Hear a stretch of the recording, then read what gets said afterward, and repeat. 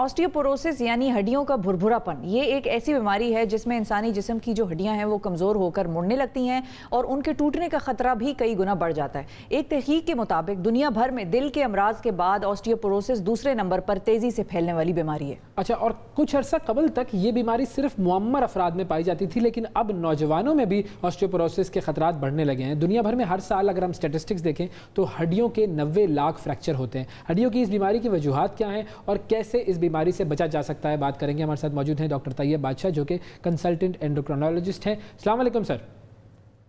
जी वालेकुम अस्सलाम। डॉक्टर साहब, बहुत शुक्रिया प्रोग्राम में वक्त देने के लिए। सबसे पहले तो ये जो बीमारी है इसके हवाले से बताइए कि ये होती क्यों है, इसकी वजह क्या है? जी वेलकम। जैसे आपने बताया, ऑस्टियोपोरोसिस हड्डियों की बीमारी है और इसमें हड्डियां इतनी कमज़ोर हो जाती हैं कि वो आसानी से टूट जाती हैं।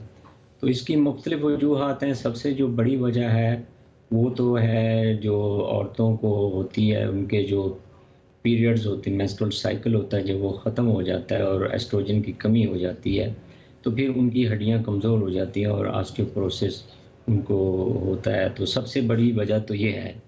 उसके अलावा और भी वजूहात हो सकती हैं, जैसे विटामिन डी की डेफिशिएंसी है या फिर कुछ मेडिकेशंस ऐसी होती हैं जिसकी वजह से ये ऑस्टियोपोरोसिस का मर्ज़ लाहक हो सकता है, जिनमें स्टीरॉइड्स हैं, बहुत इंपॉर्टेंट है। उसके अलावा कुछ ऐसी मेडिकेशन हैं जो एपिलेप्सी में इस्तेमाल करते हैं, जैसे कार्बामेज़ेपिन है या फेनिटोइन है। वो अगर लंबे अरसे के लिए, तो उसकी वजह से भी हो सकता है। तो मेन इसकी ये वजूहात हैं। और एक और जो वजह ये है कि नेक के अंदर एक एंडोक्राइन ग्लैंड होता है जिसको हम पैराथायराइड ग्लैंड कहते हैं जी। अगर किसी वजह से वो बढ़ जाए या उसमें कोई नोड्यूल या गिल्टी हो जाए, उसमें फिर वो जो हार्मोन होती है पैराथायराइड की, जिसको हम पीटीएच कहते हैं, वो बहुत बढ़ जाती है और वो भी एक ऑस्टियोपोरोसिस की एक वजह है। तो डॉक्टर साहब, क्या मर्दों में भी ये उसी शरह से होती है जिस शरह से ख़वातीन में होती है, या ख़वातीन में इसका रेशो ज़्यादा है? ये मर्दों में कम है, ख़वातीन में ज़्यादा है। और उसकी मेन वजह तो यही है कि औरतों को चूँकि वो उनके साइकिल जो है वो ख़त्म होने के बाद बहुत सारी औरतों को ये मतलब कि ऑस्टियोपोरोसिस हो जाती है। मर्दों में चूँकि ये चीज़ नहीं होती तो मर्दों में इसलिए कम है। लेकिन बाकी जो मैंने वजूहात बताई हैं जी। जैसे विटामिन डी की डेफिशिएंसी है या पैराथायराइड की हाइपर एक्टिविटी है या कुछ मेडिकेशन है, तो वो तो किसी को भी हो सकता है। तो नौजवानों में जो वजूहात आपने इसके अलावा बताई हैं, तो वो वही वजह बनती है या नौजवानों में होने की वजूहात डिफरेंट है इनसे? जी, यही वजूहात नौजवानों में भी हो सकती हैं, जिनमें यानी कि मेडिकेशंस हैं, ख़ास तौर पर स्टीरॉयड अगर वो किसी वजह से ले रहे हों या कोई एपिलेप्सी की मेडिसिन ले रहे हों या विटामिन डी की डेफिशिएंसी बहुत ज़्यादा हो, तो ये मेनली यही वजूहात हैं। और अब इसकी दो चीज़ें आ जाती हैं कि प्रिवेंशन और क्योर। तो प्रिवेंशन के लिए क्या करें?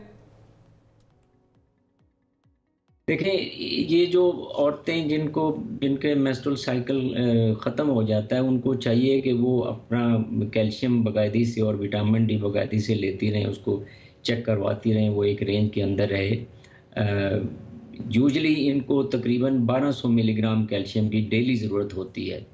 और कैल्शियम जो है अमूमन वो डेयरी जो प्रोडक्ट्स हैं जैसे मिल्क है, चीज़, योगर्ट, आइसक्रीम वगैरह में होता है।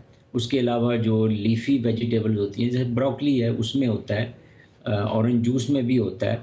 अगर उनकी खुराक में कैल्शियम जो है वो इससे कम है तो फिर उन्हें टैबलेट्स भी दी जा सकती हैं। फिर विटामिन डी है, उसको भी चेक करवाना चाहिए। विटामिन डी की जो कमी है वो काफ़ी वाइड स्प्रेड है और वो उसका इलाज बिल्कुल हो सकता है। एक्सरसाइजेज़ वो करती रहें, अपनी खुराक लेती रहें, प्रोटीन वगैरह लेती रहें। और इनको जो टेस्ट है ऑस्टियोपोरोसिस का, जिसको हम डेक्सा स्कैन कहते हैं, वो भी करवाना चाहिए।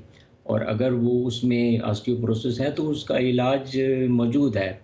इसका इलाज का भी बताइए कि ये इलाज क्या आसान इलाज है, महंगा इलाज है और कितना वक्त लगता है? क्या ये क्योरेबल है, कम्प्लीटली ट्रीटेबल है?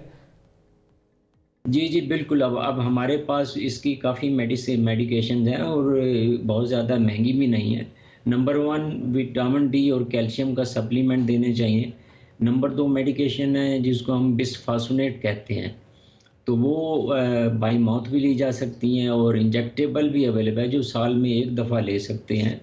फिर कुछ नई मेडिकेशन है जिनमें मोनोक्लोनल एंटीबॉडी है, वो प्रोलिया के नाम से आती है और वो भी काफ़ी इफ़ेक्टिव है। उसके अलावा जो पैराथायराइड हार्मोन की जो पीटीएच का मैं ज़िक्र पहले कर रहा था कि जिससे ऑस्टियोपोरोसिस होती है, लेकिन this is very fascinating fact कि यही हार्मोन अगर आप एक ख़ास तरीके से दें तो ये एक्चुअली ऑस्टियोपोरोसिस को ट्रीट भी कर सकती है और बल्कि सबसे पोटेंट दवाई है ये। अच्छा, ठीक है जी, बहुत शुक्रिया अदा करेंगे डॉक्टर तैयब बादशाह साहब। नाज़रीन हमारे साथ थे और बता रहे थे कि ऑस्टियोपोरोसिस ट्रीटेबल है, अपना ख्याल रखने की बस ज़रूरत है और ख़वातीन को ख़ास तौर पर अपने ऊपर ध्यान देने की ज़रूरत है। अपने विटामिन डी और कैल्शियम के जो सप्लीमेंट्स हैं, टेस्ट्स हैं, वो कराते रहने चाहिए।